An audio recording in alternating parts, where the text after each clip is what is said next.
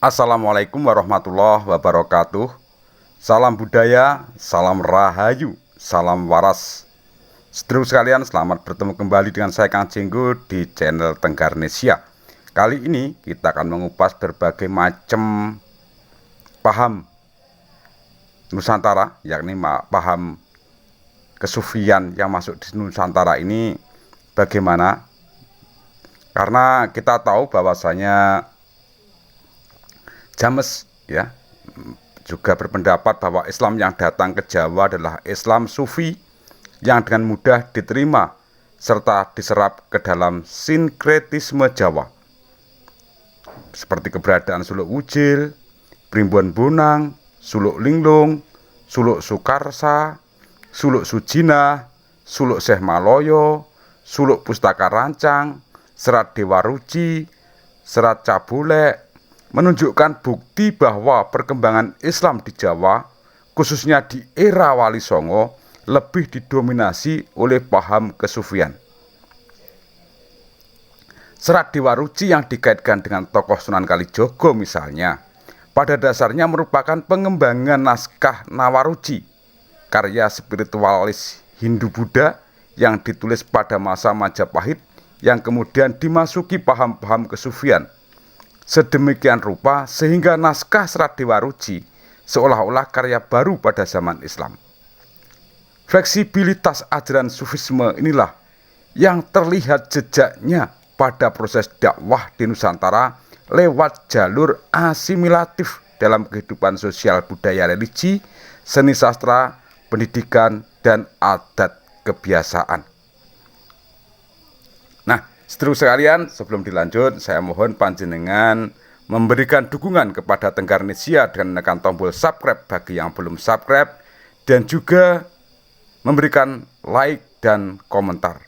Dan bagi panjenengan yang kerso untuk membagikan, silahkan dibagikan melalui akun media sosial yang panjenengan punyai.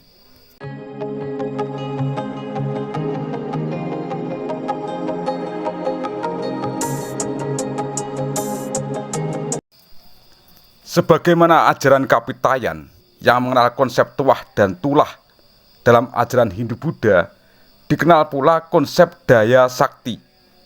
Dalam doktrin Sufi, dikenal juga adanya kekuatan adikodrati yang dimiliki oleh seseorang yang dekat dengan Gusti, yaitu kekuatan adikodrati yang disebut karomah atau maunah. Mereka yang memiliki karomah disebut wali. Karomah itu diyakini dapat mendatangkan berkah baik saat sang wali masih hidup maupun sesudah wafat.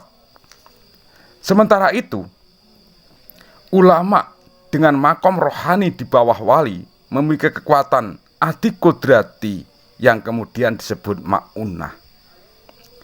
Sejauh yang dapat diketahui dalam penelusuran aliran-aliran tasawuf yang paling awal masuk ke Nusantara, aliran tasawuf yang berkembang paling awal adalah Akmaliyah dan Satariyah, yang kemudian disusul tarekat Kubrawiyah, Hakmaliyah, Samaniyah, Rifaiyah, Kholwatiyah, Naksobandiyah, Qadiriyah, dan lain-lain.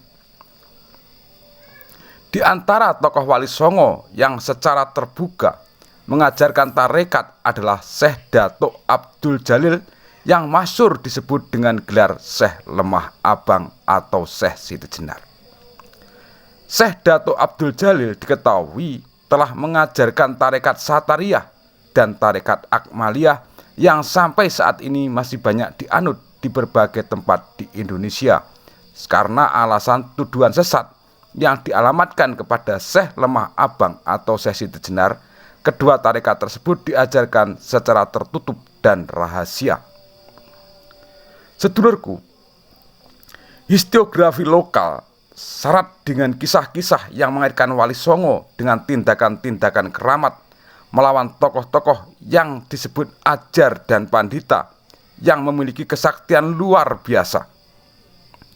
Sebagaimana diketahui, para ajar dan pandita yang dikenal memiliki daya sakti luar biasa adalah para penganut ajaran Bhairawa Tantra. Para pengajar, maksud saya, para pengamal ajaran Molimo atau Poncomokoro atau Pancamakara yang termasuk kesaktiannya inilah yang menjadi salah satu penghalang besar bagi berkembangnya dakwah Islam di Nusantara. Kiranya untuk menjadi tandingan bagi para ajar dan pandita Bhairawa Tantra yang termasyhur kesaktiannya, para sufi yang menurut tarekat Rifaiyah datang ke Nusantara untuk mengembangkan dakwah Islam lewat tarekatnya. Tarekat Rifaiyah dikenal sebagai tarekat yang mengajarkan ilmu debus, ilmu tahan dibakar, tahan ditusuk benda runcing, diiris senjata tajam, dipatok ular berbisa, dan ilmu sakti lainnya kepada para penganutnya. Ini Fatani 1985 ya.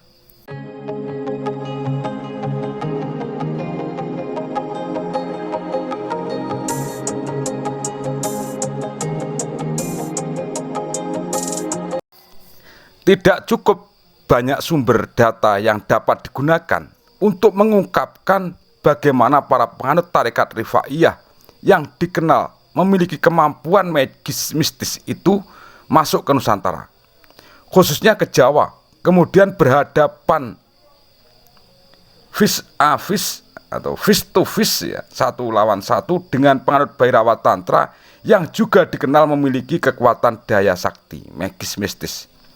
Yang pasti terdapat jejak-jejak dari aliran tarekat Rifaiyah yang dibangsakan kepada Syekh Ahmad Rifai Al-Baghdadi telah berasimilasi dengan ajaran Bhairawa Tantra dalam wujud sebuah amaliyah ganjil yang disebut Dzikir Ojrat Ripangi, sebagaimana terungkap dalam Suluk Lontang dan Serat Centini.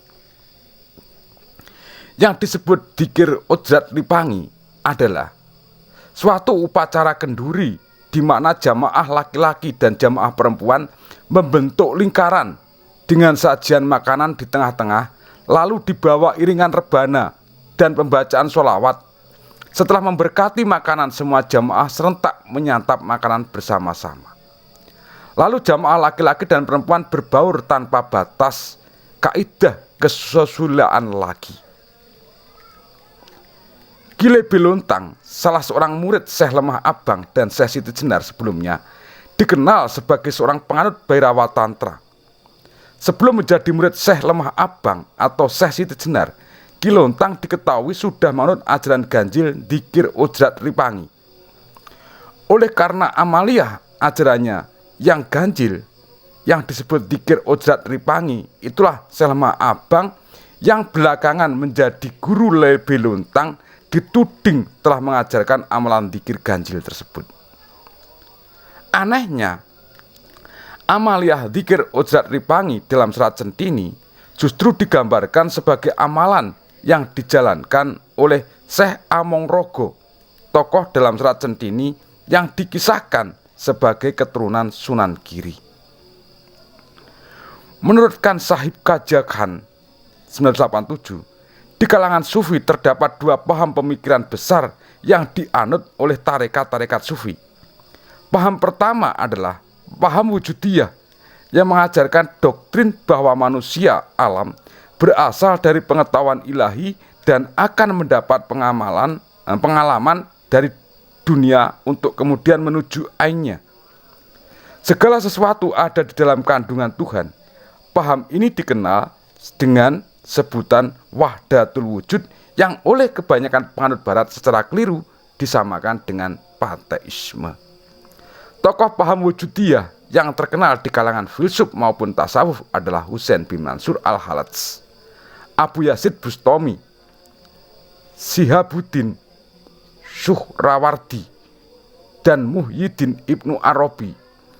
Dalam doktrinnya, Al-Haladz mengajarkan pahamnya yang meliputi tiga hal. Hulul, yakni ketuhanan, menjelma ke dalam diri insan. Al-Hakikatul Muhammadiyah atau Nur Muhammad sebagai asal usul kejadian amal perbuatan dan ilmu pengetahuan dan dengan perantaraannya seluruh alam dijadikan. Wahdatul adyan, kesatuan segala agama.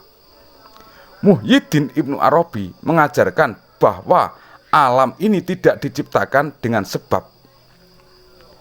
Dalam ajaran Al-Halat dikatakan, jika batin seseorang telah suci bersih, maka naiklah ia ke makom-makom yang bertingkat. Muslim, mukmin, soheh, mukorobin. Makom mukorobin adalah makom yang paling dekat dengan Allah. Di atas makom mukorobin, orang akan bersatu dengan Tuhan. Jika ketuhanan sudah menyatu dalam diri seseorang, maka yang berlaku adalah kehendak Tuhan semua. Roh Allah telah meliputi diri orang itu, sebagaimana roh Tuhan meliputi Isa bin Maryam. Penerus Al-Halat adalah Syihabuddin Suhrawardi, dan sebagaimana Al-Halat yang dijatuhi hukuman bunuh, Suhrawardi dijatuhi hukuman bunuh karena ajarannya.